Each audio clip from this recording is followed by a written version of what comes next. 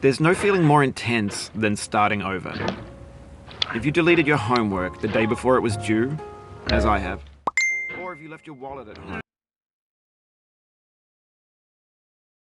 and you have to go back after spending an hour in the commute. If you won some money at the casino and then put all your winnings on red but it came up black. If you got your best shirt dry cleaned before a wedding and then immediately dropped food on it. If you won an argument with a friend and then later discovered that they just returned to their original view. Starting over is harder than starting up. If you're not ready for that, like if you've already had a bad day, then what you're about to go through might be too much. Feel free to go away and come back. I'll be here. Alright, thanks for coming with me on this trip. I'll understand if you have to take a break at any point. Just find a safe place to stop and quit the game. And don't worry, I'll save your progress, always, even your mistakes.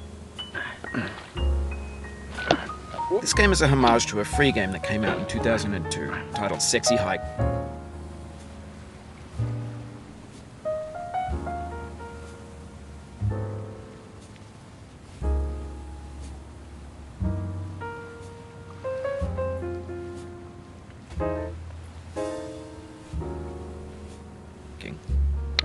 The author of that game was Jazero, a mysterious Czech designer who was known at the time as the father of B games. And B games are rough assemblages of found objects. Designers slap them together very quickly and freely, and they're often too rough and unfriendly to gain much of a following. They're built more for the joy of building them than as polished products.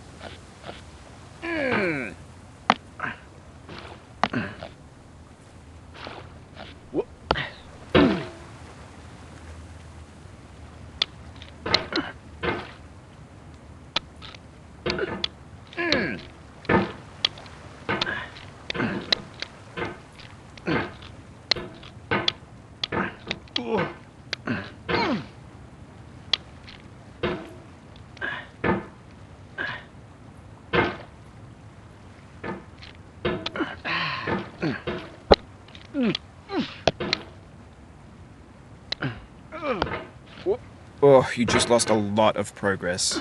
That's a deep frustration, a real punch in the gut.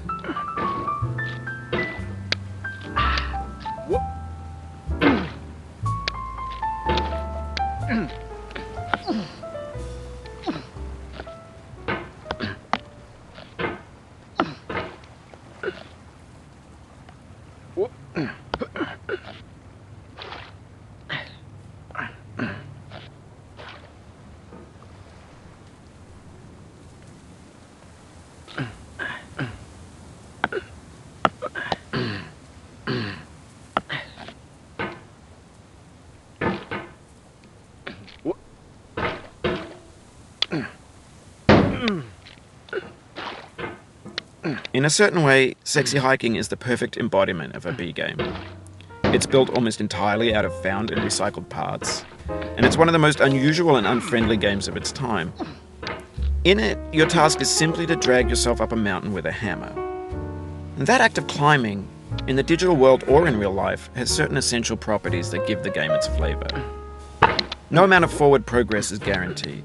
Some cliffs are too sheer or too slippery, and the player is constantly, unremittingly in danger of falling and losing everything. Anyway, when you start Sexy Hiking, you're standing next to this dead tree that blocks the way to the entire rest of the game. It might take you an hour to get over that tree, and a lot of people never got past it. You prod and you poke at it, exploring the limits of your reach and your strength, trying to find a way up and over. And there's a sense of truth in that lack of compromise. Most obstacles in video game worlds are fake. You can be completely confident in your ability to get through them once you have the correct method or the correct equipment or just by spending enough time. In that sense, every pixelated obstacle in Sexy Hiking is real.